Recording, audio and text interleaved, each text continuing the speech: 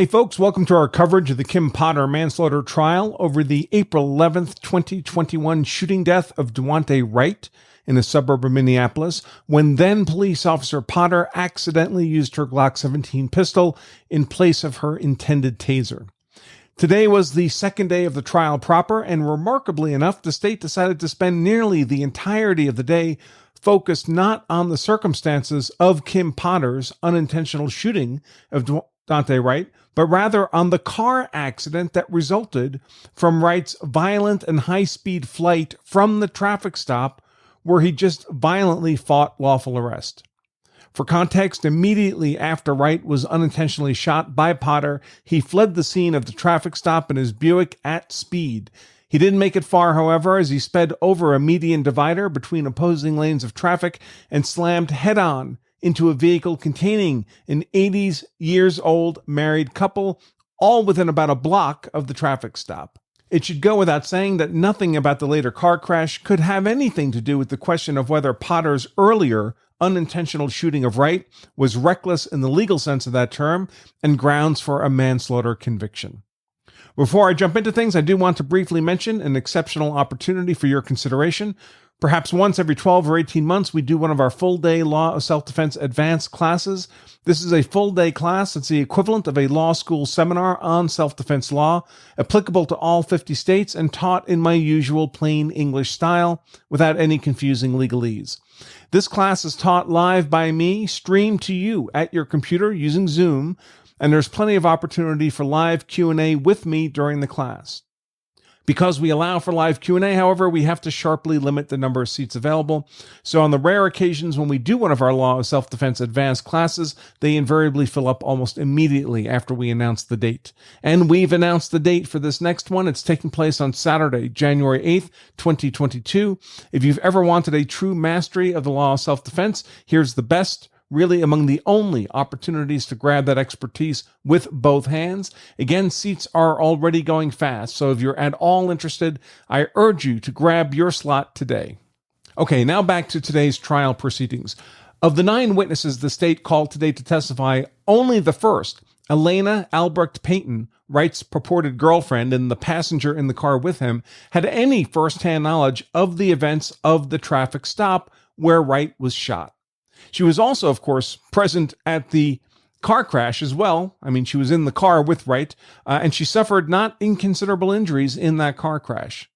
Now, simply listing the other 8 of today's witnesses and their role at the scene tells the story of the state's near total focus on the crash stop at which defendant Potter had no role whatever, than at the traffic stop at which Potter had unintentionally shot Wright. Witness number 2 was Patricia Lundgren. She was the elderly driver of the car struck by Wright, with her husband as a passenger. Witness number 3, Denise Lundgren Wells, is the daughter of that elderly couple who was neither at traffic nor crash stop. Witness number 4, Carrie Blansky, simply lived in the home in front of which the crash occurred. Witness number 5, Officer Alan Salvosa. At least he was in a squad car immediately behind Lundgren when her vehicle was struck by Wright's car, so he has some personal knowledge. He saw Wright flee the scene of the traffic stop. Witness number 6, Officer Daniel Irish, arrived at the crash scene after the fact. Witness number 7, Officer Jeff Summers, arrived at the crash scene after the fact. Witness number 8, Paramedic Michael Morlock, arrived at the crash scene after the fact. Witness number 9, Paramedic Dustin Johnson, arrived at the crash scene after the fact. Not only did virtually none of these witnesses have any personal knowledge of the events surrounding Potter's unintentional shooting of Wright, but the manner in which their testimony was offered was offensively cumulative, particularly with respect to the police officers. Such offering of cumulative evidence is a trick I've seen prosecutors use in many cases, including the same prosecutors in the same courtroom in the trial of Derek Chauvin. The nature of the trick is to take a single piece of evidence and use sleight of hand to make it appear to be many pieces of evidence. This way, the sheer quantity of evidence on that issue appears larger than is actually the case. It's a trick that tends to be used when the prosecutor doesn't actually have the evidence he needs for conviction on the legal merits. In the Derek Chauvin case, for example, the Same prosecutors here. Assistant DA Matthew Frank and Assistant DA Aaron Eldridge had virtually every bystander observing Floyd's arrest from the sidewalk come into court to testify, even though they were all standing beside each other and saw effectively the same thing. But instead of the jury hearing the bystander narrative once, they got to hear effectively the same narrative again and again and again and again and again.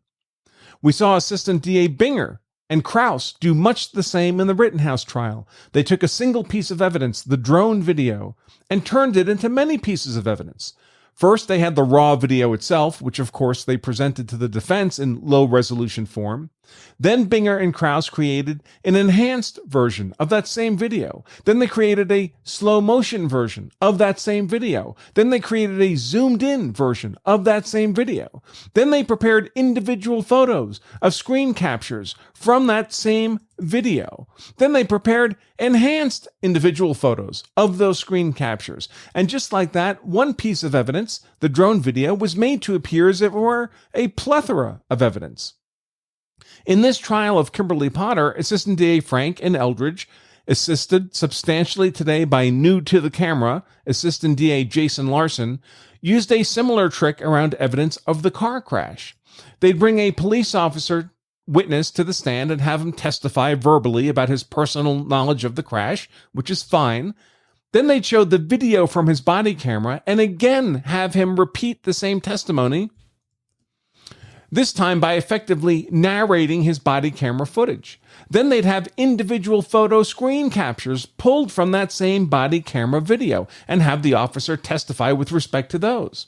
But of course, the officer doesn't just have his body camera, there's also the dash camera in the car. So now the jury is shown composite versions of the same video, showing various combinations of body and dash camera together. But wait, there's more. Witness Blansky, who simply lived in the house in front of which Wright ultimately crashed, had a security camera on her home that captured an extremely obscured video of the crash.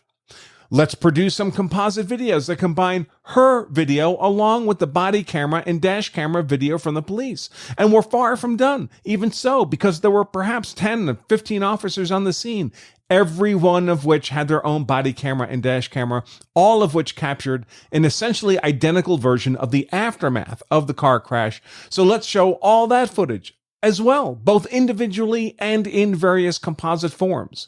The state's essential strategy here appeared to me to be simply to show the jury Daunte Wright's body being pulled from the car again and again and again and again and again until the jury feels compelled to convict defendant Potter of something. Naturally, the defense objected strenuously throughout the day to this cumulative evidence, leading to numerous lengthy sidebars. Those are off camera, of course, so I was not able to observe what arguments were made by the defense and the state. Each time, however, Judge Chu would return and announce that the defense objection was sustained in part and overruled in part, would suggest to me that Chu was giving the state guidance to throttle back on the cumulative evidence without unduly impairing their ability to present the jury with their theory of the case. Shortly after each such sidebar, however, the state would again be pushing hard on the boundaries of cumulative evidence. The defense would again object, and there would be another sidebar on the matter. At one point, right after one such sidebar, Assistant DA Eldridge once again sought to introduce photographs that were clearly cumulative of already presented video evidence. The defense objected. Judge Chu noted that the photos appeared to violate her just-made ruling restricting cumulative evidence, and Eldridge's counter-argument was to claim that, well, I thought that ruling applied only to cumulative video evidence, not to cumulative photographic evidence. It's ridiculous on its face. Indeed, so cumulative was the testimony from the state's witnesses, especially later in the day, the police officers, that the defense didn't even bother to subject the last three state's witnesses to cross-examination. Finally, after the last witness of the day was done and the jury dismissed for the day, defense counsel Paul Eng formally placed his objections to this cumulative evidence on the record, noting that almost none of it was relevant to any of the elements of the crimes charged, and then, therefore, it was purely prejudicial. Indeed, the state had just subjected their client to a full day of almost purely irrelevant and prejudicial testimony. On those grounds, he formally requested that Judge Chu grant a mistrial. The state's response, made by Assistant DA Frank, was ridiculous, but probably enough of a fig leaf of an excuse to suggest an absence of malice and preclude Judge Chu from seriously considering the mistrial request. Frank reminded the court that they had filed notice to seek a longer than usual sentence for Potter, should she be convicted, because of various Blakely factors. Now, these are factors such as that the underlying crime was committed by a police officer in uniform, or was committed in front of child witnesses, or endangered an excessive number of people, and so forth. Some of these factors obviously would apply in this case upon a conviction, if only because Potter shot Wright while on duty as a police officer in uniform. In fact, you may recall that Derek Chauvin was subject to a similar Blakely sentencing enhancement following his conviction. The key, however, is that the question of a Blakely sentencing enhancement is a distinct legal finding from a question of guilt. Sentencing is obviously relevant only if guilt is first found, so Blakely is only relevant if guilt is first found. Indeed, while it is the jury that first determines guilt, it is the judge, in this case, who will determine whether the state has demonstrated that Blakely factors apply after guilt has been determined. In response to the defense request for a mistrial based upon a full day of irrelevant and prejudicial testimony, Frank responded that all that evidence was relevant, not to the criminal charges itself, but to these Blakely factors. It's a deceptive argument, even if technically true, because it is the judge, not the jury, who makes a Blakely finding. Evidence in support of Blakely factors is properly made only to the judge, not to the jury. Indeed, arguing Blakely evidence to the jury obviously has a high risk of confusing the jury into thinking that perhaps the Blakely evidence is relevant to their specific job of guilt on the criminal charge. Indeed, arguing Blakely evidence to the jury, especially in large and cumulative fashion, obviously has a high risk of confusing the jury into thinking that perhaps the Blakely evidence, all they heard today, is relevant to their specific job of determining guilt on the criminal charge. Indeed, I expect that's precisely what the state is hoping for. Also, nothing like a full day's worth of dedicated testimony is required to establish Blakely factors, especially given that there's always necessarily already been sufficient evidence to presumably support a finding of guilt. In the Derek Chauvin trial, for example, the Blakely evidence was largely mentioned only in passing in front of the jury, and then the actual Blakely legal argument was made to the judge in the form of a written motion to the court, not in the form of argument before the jury. That is the appropriate process, not what the state did here today. Ultimately, Judge Chu denied the defense motion for a mistrial on these grounds, reminded everyone that it was the court, her, and not the jury who would determine Blakely factors, and then sent everybody home for the day. Because the testimony today was largely irrelevant to the actual criminal charges, I don't really have much analysis to offer on it in detail.